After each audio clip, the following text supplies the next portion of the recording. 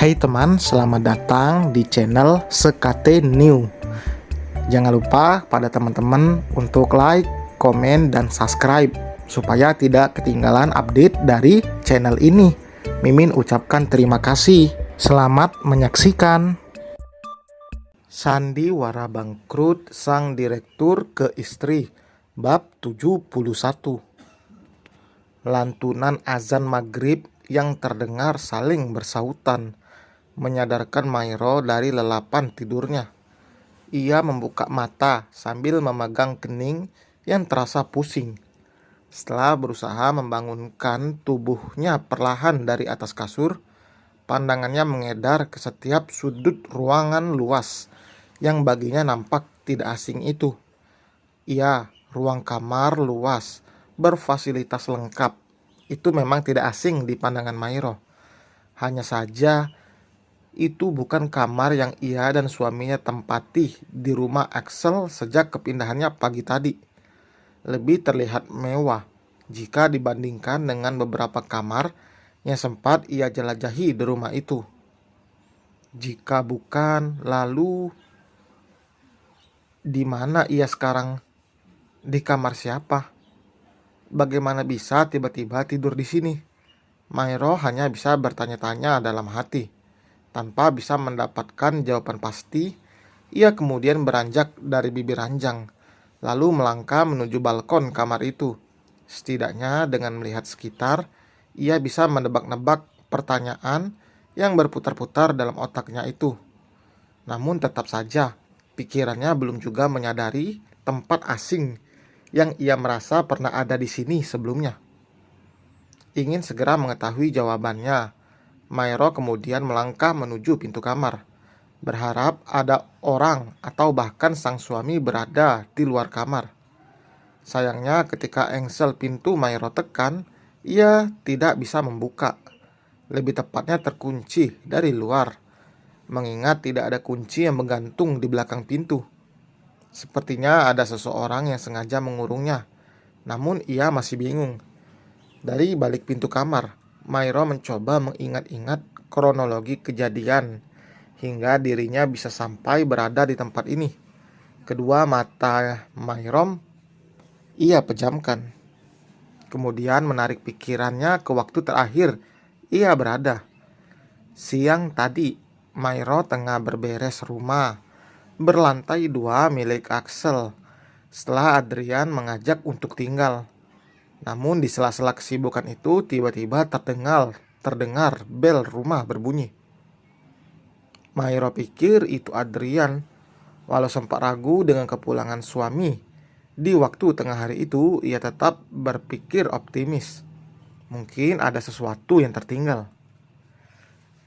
Heran sebenarnya kenapa tidak langsung masuk, malah memencet bel rumah, padahal pintu tidak ia kunci. Tak ingin membuang waktu, Mairo melangkah cepat menuju pintu, kemudian membukanya. Namun tiba-tiba wajah santainya berubah tegang dan panik setelah menyadari orang yang membunyikan bel rumah itu bukanlah sang suami. Entah siapa pria berjas serba hitam itu, tapi tampangnya berhasil menciptakan rasa takut dalam hati Mairo. Terlebih ketika pandangannya menangkap bros yang melekat di sebelah kanan atas. Benda kecil itu milik ajudan Farel. Tepat seperti apa yang ia lihat di galeri ponsel Adrian. Itu berarti dia datang untuk menangkap dirinya. Tanpa pikir panjang, Mairo perlahan melangkah mundur, lalu menutup pintu rumah cepat-cepat. Sayangnya, belum sempat ia mengunci, dorongan kuat pria bertubuh kekar di luar itu berhasil membuka pintu yang Mairo tahan. Tidak ingin tertangkap, Mairo berlari sekencang mungkin, mencari jalan keluar agar bisa kabur dari kejaran satu pria itu. Ia pikir dirinya tidak akan tertangkap, mengingat sebelumnya sudah bersembunyi di tempat aman. Hanya itu yang Mairo ingat. Setelahnya bayangannya kabur, dan begitu sadar justru sudah berada di ruangan kamar ini. Sepertinya pria itu telah memberi obat bius yang kemudian ia hirup ketika tiba-tiba sebuah sapu tangan melekat di mulutnya. Mairo menghela napas panjang, melangkah menuju kasur dan duduk di pinggiran. Ia hanya heran, bagaimana bisa Farel menemukan keberadaan dirinya di rumah Axel, yang bahkan tempat itu begitu jauh dari lokasi kontrakan sebelumnya. Tapi untungnya ponsel milik Farel yang Mairo bawa sudah diserahkan ke pihak kepolisian. Pria itu pasti akan segera ditangkap. Mairo hanya harus bersabar sebentar saja. Walau berada di tempat ini, toh dia tidak akan bisa lari kemana-mana. Lambat laun, jejaknya pasti akan terendus. Setengah jam dalam lamunan, samar Mairo mendengar suara kunci yang tengah dibuka. Namun ia tetap diam di posisinya, di balkon jendela kamar. Hanya pandangannya saja yang mengarah ke pintu di sana. Ternyata Farel. Dia berjalan cepat ke arah Mairo dengan wajah garang. Wajah yang tak pernah ditampilkan sekalipun ketika di depan Mairo. Kini tanpa ragu menghadap dengan tatapan tajam. Melihat itu, jantung Mairo mendadak berdegup kencang. Ada rasa takut jika nasib dirinya sama seperti Nilam, yang dihabisi dengan sekali tembakan. Meski begitu, Mairo mencoba tenang. Perlahan ia menghela napas panjang untuk sedikit meredakan detakan jantung yang semakin memburu. Ditatapnya wajah pria yang kini sudah berdiri di depannya. Kalau kamu wanita lain, sudah aku habisi, Humaira. Untungnya perasaanku padamu bisa menekan kuat emosi yang sudah memuncak ini, ujar Farel tegas. Kalau begitu, anggap saja aku ini wanita lain, lalu habisi aku.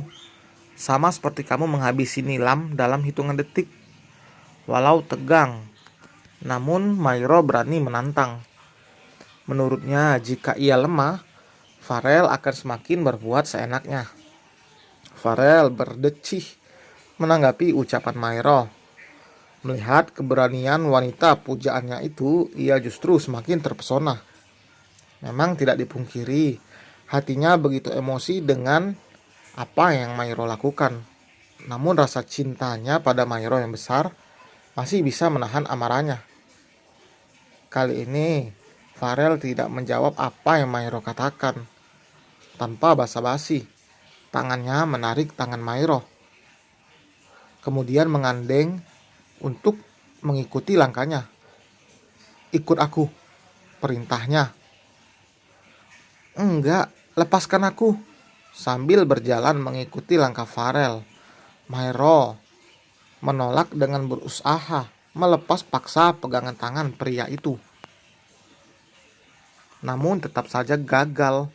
Tenaga Farel yang begitu kuat, pegangannya bahkan tidak sedikit pun berpindah posisi dari tangannya. Merasa sia-sia melepaskan diri, Mairo lalu menghentikan aktivitasnya itu. Terpaksa ia mengikuti Farel sambil menunggu waktu yang tepat untuk melarikan diri. Di tengah perjalanan melintasi beberapa ruangan rumah bak istana itu, Mairo terperanjat ketika pandangannya sambil mengedar. Ia baru sadar jika rumah ini adalah rumah yang pernah ia tempati sebelumnya. Lebih tepatnya, rumah kenangan buruk yang baginya adalah neraka waktu itu. Dan ternyata ruang kamar yang mengurung dirinya di lantai atas itu tak lain adalah kamar dirinya dan Farel sebelumnya. Beberapa posisi barang memang sudah berpindah letak, namun suasana rumah benar-benar masih Mairo ingat betul. Sesampainya di halaman, Mairo dipaksa masuk ke dalam mobil yang langsung terkunci setelah ia masuk. Entah kemana Farel akan membawa dirinya pergi. Hatinya semakin merasa panik. Yang Mairo pikirkan saat ini hanyalah sang suami. Dia pasti sangat khawatir ketika pulang dari kantor tidak mendapati istrinya ada di rumah. Entah Adrian tahu atau tidak dengan yang sedang ia alami ini. Ingin sekali menghubungi, namun ponselnya bahkan tidak berada di tangannya. Untuk saat ini, Mairo benar-benar tidak memiliki kesempatan untuk melarikan diri. Demi menenangkan suasana, ia harus berusaha diam dan tenang. Juga berusaha mencari cara agar bisa terlepas dari pria yang kini sudah ikut masuk ke dalam mobil. Kamu tahu, Mairo? Farel membuka obrolan setelah mobil melaju beberapa menit. Namun tidak Mairo tanggapi. Semua yang aku lakukan ini karena demi kamu. Lanjutnya yang berhasil membuat Mairo menoleh. Bullshit. Hanya itu jawaban Mairo. Lalu ia kembali memandangi deretan pepohonan di pinggir jalan. Mungkin kamu juga tidak tahu, Mairo, kalau rasa cintaku padamu justru lebih besar dari rasa cinta suamimu. Cinta? Mairo menggeleng tidak percaya. Itulah kenapa aku rela mengorbankan diri, bertindak jahat, demi ingin memiliki kamu lagi seperti dulu. Berarti itu bukan cinta, tapi keegoisan. Farel tertawa tipis mendengar jawaban Mairo. Kalau saja kamu tidak kabur dari rumah waktu dulu, kita pasti masih bisa bersama dan hidup bahagia sampai sekarang. Ujarnya merasa yakin. Sementara Mairo berdeci. Cinta mana yang membiarkan orang yang dicintainya disiksa dan kejam? Bahkan tanganmu pernah melukai tubuhku beberapa kali. Apa kamu lupa? Lalu kamu masih meminta aku bertahan? Gila itu namanya. Justru karena itu, Mairo, untuk menebus semua kesalahanku waktu itu, aku ingin kamu beri aku kesempatan sekali lagi agar kita bisa bersama. Aku akan menjadikanmu ratu satu-satunya di hatiku. Karena kamu pula, aku tanpa ragu menembakkan senapan di dada Nilam. Dia memintaku menikahi, sementara cintaku hanya untukmu. Kamulah yang aku inginkan.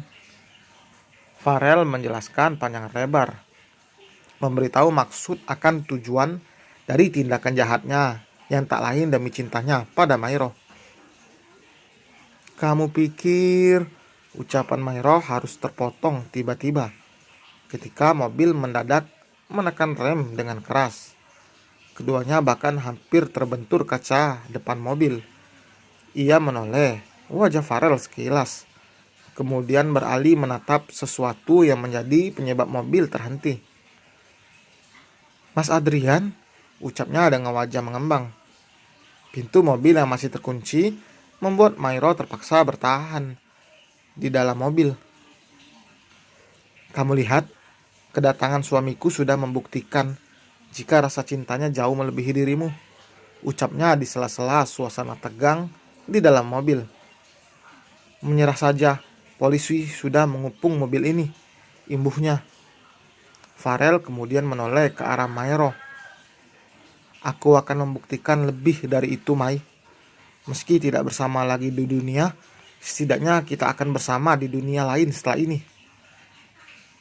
Apa maksud kamu? Mairo yang terkejut dengan kalimat Farel yang terdengar mengerikan mendadak panik. Dan selesai teman, terima kasih telah mendengarkan. Semakin menegangkan. Apa yang akan terjadi setelah ini, teman? Posisi sudah terjepit. Penasaran? Tunggu jawabannya di bab berikutnya. Jangan lupa like, komen, dan subscribe. Happy weekend untuk semua teman-teman. Sampai berjumpa di bab 72. Bye.